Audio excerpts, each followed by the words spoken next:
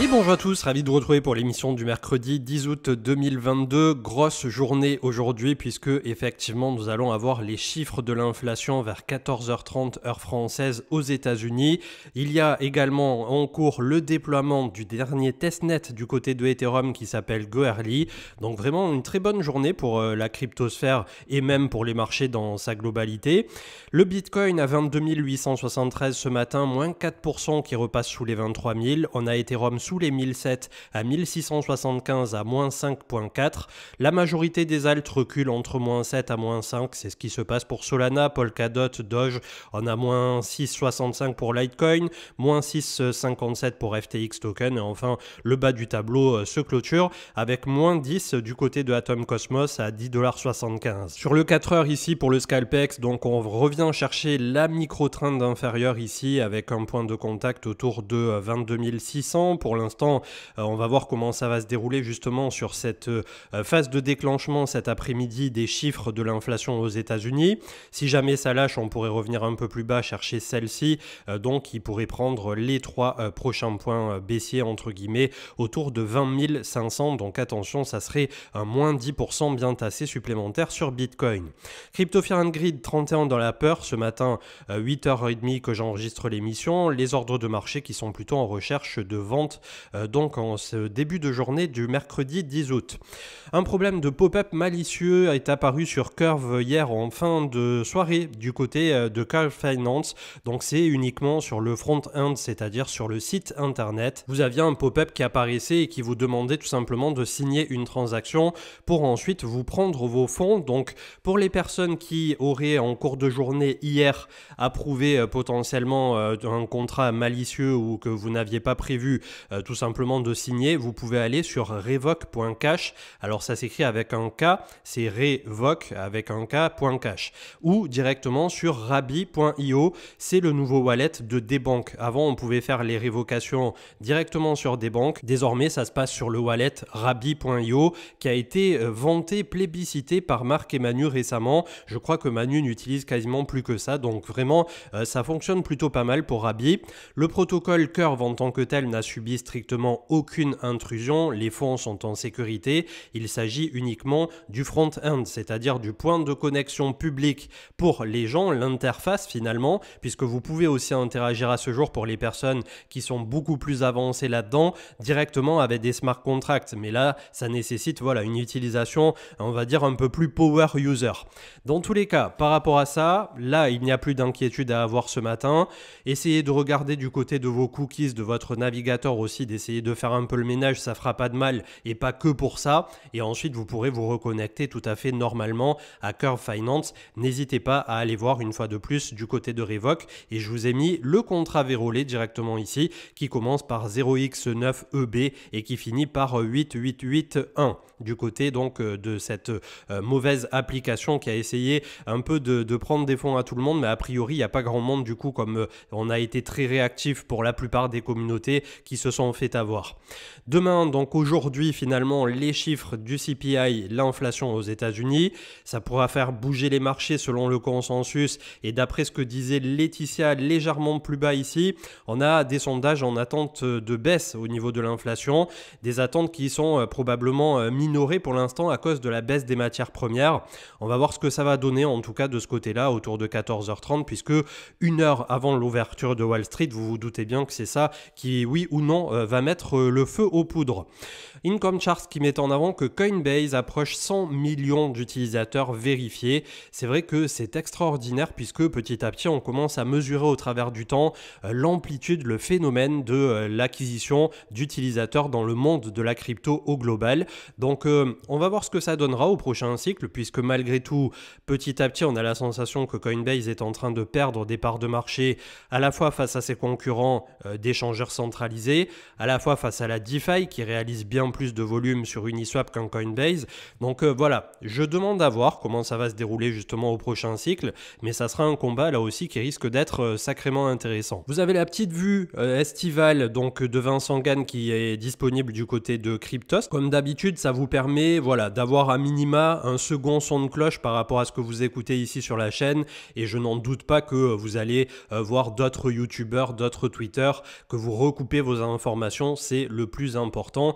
Au quotidien ici sur la chaîne YouTube, je suis là pour vous délivrer de l'information, pour vous donner une analyse qui est somme toute assez personnelle au niveau du crypto total, au niveau du Bitcoin, de Ethereum et de quelques alts parfois, mais après au global c'est vraiment vous derrière qui allez devoir avoir des convictions pour savoir ce dans quoi vous voulez investir, et c'est ça aussi qui fera toute la différence sur votre sérénité et votre psychologie plus tard, puisque si vous vous êtes énormément renseigné sur un sujet à part entière, que vous le maîtrisez, vous verrez que vous n'aurez plus ce stress de vous dire est-ce que j'ai bien fait d'investir sur tel ou tel truc. Le second sujet donc qui a agité la sphère ces dernières 48 heures au niveau de la sphère crypto, c'est le département du Trésor des États-Unis qui vient d'ajouter Tornado Cash à sa liste de sanctions, empêchant les citoyens américains de l'utiliser.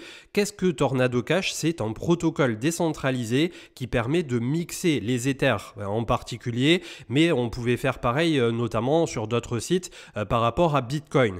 Donc en gros, à quoi sert un mixeur? C'est tout simplement la possibilité de déposer des Bitcoins ou des Ethers et derrière de les fragmenter pour essayer tout simplement d'avoir soit une couche d'anonymat pour ceux qui n'ont pas envie systématiquement qu'on suive absolument toutes leurs transactions, ou bien vous vous en doutez bien pour des activités là qui seraient un peu plus illégales, illicites, sur laquelle on va avoir besoin de blanchir. C'est une lutte qui est tout à fait nécessaire d'un côté. De l'autre, là actuellement, ils ont pris des prédispositions donc pour tout simplement rendre le protocole désormais, on va dire, liste noire aux États-Unis. Donc dans la foulée, ça a eu pour effet de déclencher divers mécanismes, et notamment on a commencé à avoir les premiers effets qu'on escomptait ou non, mais en tout cas on pensait que ça pouvait arriver. On en a discuté très largement dans l'émission avec Marc et Harddisk dans le live Twitch de lundi qui est disponible en replay. Ça fait 1h50, c'est long, mais je suppose qu'en été, en l'écoutant comme ça, juste en mode de podcast, ça peut être intéressant. Et d'ailleurs, je reprécise, on va pas tarder à pousser d'ici la rentrée toutes les émissions YouTube 100% en mode podcast pour vous permettre de l'écouter directement quand vous êtes sur un trajet, en faisant du sport ou peu importe, puisque vous êtes beaucoup à nous remonter régulièrement que vous écoutez les émissions en audio tout simplement, donc ça sera bien plus simple pour bon nombre de personnes. Dans tous les cas, par rapport à Circle, donc qui émet via Coinbase notamment le fameux USDC, ce qui à ce jour en fait un excellent stablecoin bien compliant aux États-Unis mais aussi bien censurable, ils ont commencé à geler des fonds dès le jour même pour les adresses, les principales adresses qui sont reconnues et connectées à Tornado. Derrière, ça entraîne pas mal d'autres problématiques avec notamment de la censure. Il y avait tous les repos et tout qui étaient disponibles par rapport aux développeurs qui ont travaillé de près ou de loin sur Tornado. Donc je ne sais pas dans quelle proportion, jusqu'où ça peut aller en fait actuellement, mais là où le bas blesse finalement, c'est que peu importe actuellement comment on prend le truc, à ce jour, il n'y a pas marqué quand on reçoit des Ethers ou quand on échange des Bitcoins par quelles mains ils ont transité précédemment. Et en fait, c'est exactement comme de l'argent cash aujourd'hui quand vous avez 10 euros ou 20 euros en main ou même 50 euros, qui je crois est un des billets les plus contrefaits à ce jour, le billet de 50. Vous ne savez pas par quelle main il a transité avant, si ça a été quelqu'un qui vendait de la drogue, si c'est quelqu'un qui vendait des armes. Donc là, c'est exactement la même musique. Peut-être qu'un jour, demain, en allant sur Etherscan, en allant sur Chain Analysis, on verra exactement quelle adresse a fait quoi, quel Ether a fait quoi, quel Bitcoin a fait quoi. Mais à ce jour, on est très très loin d'en être là. Et en fait, ça peut déclencher énormément de faux positifs par rapport à ça. Donc, je demande à voir en pratique. Je pense que c'est un pétard mouillé qui ne peut pas aller bien loin. Par contre, ça a le mérite de nous rappeler que d'un point de vue de la vie privée, ça va commencer à devenir très très complexe. Là, les États, la régulation, c'est en train de se resserrer comme un collier, et demain on va probablement pour tous ceux qui utilisent les échangeurs centralisés devoir absolument KYC pour tout et n'importe quoi. Qu'est-ce qu'un KYC pour les débutants? J'essaie à chaque fois de dérouler le vocabulaire. C'est la vérification d'identité, votre pièce d'identité, possiblement votre justificatif de domicile, un proof of liveness, c'est-à-dire vous devez vous prendre en photo, voir bouger votre tête en vidéo vidéo. Donc c'est quand même assez intrusif finalement, mais voilà, ils ont passé vraiment la seconde là, les États, sur tout ce qui est anti-money laundering et tout ce qui est voilà, vérification d'identité, et ça pourrait même venir, on l'a vu petit à petit à cause de diverses régulations, jusqu'à la finance décentralisée, bien que au sens strict du terme, elle soit décentralisée, mais du moment qu'il y a des personnes qui travaillent, des têtes qui sont et qui représentent la DAO, je ne sais pas comment ça peut se passer d'un point de vue légal, mais voilà, ça pose quand même quelques questionnements. Au niveau du crypto total, et une fois n'est pas coutume, on fera l'analyse en daily pour une fois plutôt qu'en hebdomadaire. Nous sommes autour de 1060 milliards ce matin, on voit qu'on bute par 2 reprises, autour de 1120 comme on l'avait estimé, puisque c'était une zone dure en hebdomadaire.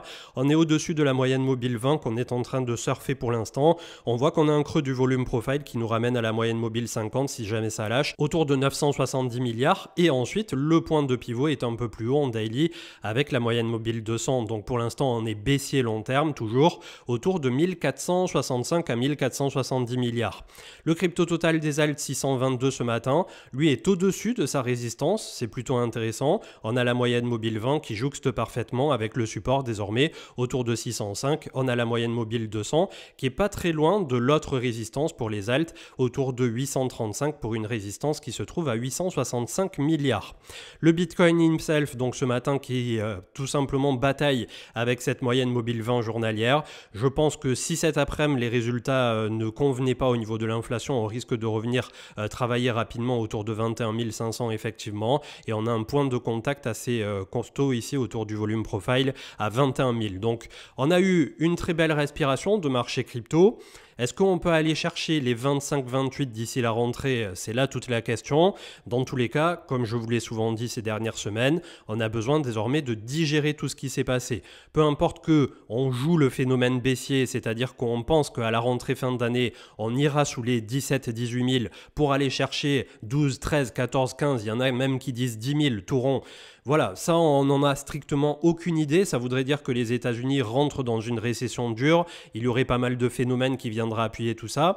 Tant que ça n'arrive pas, qu'on n'a pas de nouveau une méga dégradation d'un point de vue des marchés traditionnels, c'est plutôt le phénomène de range qui va s'installer avec un point de contact bas qui se trouve effectivement autour de 17 800 et un point de contact haut qui est pour l'instant entre 24 700 et l'ancienne mèche ici des 25 500. Donc ça donne en gros vraiment une amplitude qui est assez costaud mais qui peut nous permettre de nous laisser développer ce scénario-là si toutefois effectivement c'est pas une fin d'année catastrophique qui s'annonce, j'espère pas en tout cas. Le SP500 pour sa part a bien buté sur la zone de résistance, là aussi on en avait discuté ces jours-ci, 4200 points, donc pour l'instant léger retracement et on avait eu là aussi un très beau rallye pour le marché action US. On avait le gold hier qui continuait à pousser légèrement mais qui stoppe aujourd'hui autour de la moyenne mobile 50, 1788 $ l'once ce matin, 1678 du côté de Ether qui vient s'appuyer à 2 reprises effectivement, même 3 désormais sur la moyenne mobile 20 qui se trouve juste en dessous autour de 1675. Il faut mettre le coup de rein supplémentaire par la suite si on veut pousser jusqu'à 1900 puis la moyenne mobile 200 qui se trouve à 2260 et le point on va dire de pivot un peu plus bull par la suite, ça prendra aussi pas mal de temps je suppose, de 2475 $ ici pour Ether. Donc un merge qui a l'air de plutôt pas mal se dérouler d'un point de vue fondamental. C'est aujourd'hui pour Goerli le dernier testnet avant d'avoir tous les green lights, les feux verts pour tout simplement déployer en mainnet le 19 septembre 2022 si je dis pas de bêtises. Avec toutes ces dates je finis par m'y perdre, mais en tout cas voilà, c'est la première fois que ça arrive. Qu'on soutienne ou non Ethereum, c'est vachement excitant je pense à observer et on va voir là aussi comment ça va se dérouler donc dans les prochaines semaines puisqu'on n'est plus qu'à un mois et une semaine si tout va bien de cette grande transition. Le DXY, donc le dollar qui en journalier est bloqué entre moyenne mobile 20 et moyenne mobile 50. Donc attention, les oscillateurs sont en train de se remettre à plat. On pourrait là aussi, si d'un seul coup tout venait à être revendu, et notamment dû aux chiffres de cet après-midi, avoir un dollar qui vient à se renforcer à nouveau puisqu'il a quand même un peu retracé. Comme je vous le disais précédemment, si ça lâche, on a le support pour lui qui se trouve autour de 103 points pour le DXY. Et pour rappel, cet indice est un panier de devises, de 6 devises majoritairement de l'euro, à 60-70% et ensuite 10%, 10% un peu du reste, par rapport au dollar en tant que tel. Intéressant d'observer aussi que la Bitcoin dominance est en train de ralentir autour de 41% sans forcément avoir à venir chercher les 40%. Donc finalement, c'est un petit support intermédiaire ici en journalier, les 41, 41.5. On va voir là aussi comment ça va se dérouler puisque on a tendance à avoir systématiquement les alts qui viennent prendre leur espace, leur part de marché face à Bitcoin. Comme disait Marc et Hardisk quand ils en ont discuté là récemment, plutôt Marc du coup, il a eu cette phrase qui est plutôt juste que demain, lorsque le marché crypto sera énormément plus capitalisé, on l'espère en tout cas, peut-être que Bitcoin représentera moins en part de marché, mais il aura toujours sa part du gâteau, une plus grande part dans un plus grand gâteau, mais une plus petite par rapport aux alts, et c'est exactement ce qu'on peut observer du côté de cette Bitcoin dominance qui pour l'instant n'a de cesse de reculer au travers du temps. Le BLX donc 23 155 en clôture hier, on avait eu une belle consolidation ici autour de la moyenne mobile 20, donc désormais on va peut-être clôturer en hebdo justement pour faire la double vision. Ça serait pas mal qu'on arrive à tenir une troisième semaine la moyenne mobile 200. Pour l'instant, ça reste un peu trop gentillé à mon goût. J'aimerais vraiment soit qu'on aille déclencher les 25 voire les 28-29, soit qu'on repasse définitivement en dessous et là ça serait le scénario bear qui s'ouvre et au moins on saura à quoi s'attendre. Dans tous les cas, je pense que cette prise de décision aura lieu autour du mois de septembre-octobre à l'automne, avec notamment, on va voir si le merge est acheté ou vendu, si ça avait été pricé maintenant avec le x2 qu'on a vu du côté de Ether, ou si on va chercher un x3 ou quelque chose dans le genre, c'est-à-dire autour de 2400-2500 $. Et donc, à ce jeu-là, on a aussi besoin des chiffres de l'inflation, on a aussi besoin d'avoir les États-Unis qui nous montrent que ça y est, ça va, puisque là aussi, quand on voit les chiffres paraître, notamment par rapport à l'emploi, il n'y a jamais eu autant d'emplois, tout va bien du côté du chômage, etc. Ils ont vraiment réussi à rétablir complètement la balance de ce côté-là. Et d'un autre côté, il y a des analystes long terme, puisque ça, c'est aussi un domaine personnellement sur lequel je n'ai pas forcément le recul pour vous en parler d'un point de vue de l'analyse, justement. Il y a probablement bien plus de personnes qui le feront mieux que moi, qui disent qu'avant une grosse récession bien dure, on a ce pic d'emploi en fait qui revient, ce contrebalancier, avant que derrière tout commence à se casser la gueule. Donc au bout d'un moment, on ne sait plus trop à quel sein se vouer. C'est pour ça aussi que de temps en temps, il faut observer la technique, regarder ce que nous avons sous les yeux. Et c'est vrai que pour l'instant, malgré tout, on galère ici autour de la moyenne mobile 200, qu'on a réussi à reprendre depuis 2 semaines, mais c'est extrêmement gentillé, j'ai envie de dire. Et c'est pas au milieu de l'été, avec le peu de volume qu'on a réussi à rentrer, qu'on va prendre réellement un directionnel. Donc on continue d'être prudent, on est dans cette observation, on va dire au moins jusqu'à l'automne. Et je pense que pour ceux qui s'inquiétaient de ne plus pouvoir DCA si d'un seul coup tout repartait, on a encore pas mal de temps devant nous. Je vous souhaite une très bonne journée et pour ma part, je vous retrouve, je pense, d'ici ce week-end. Ciao, ciao!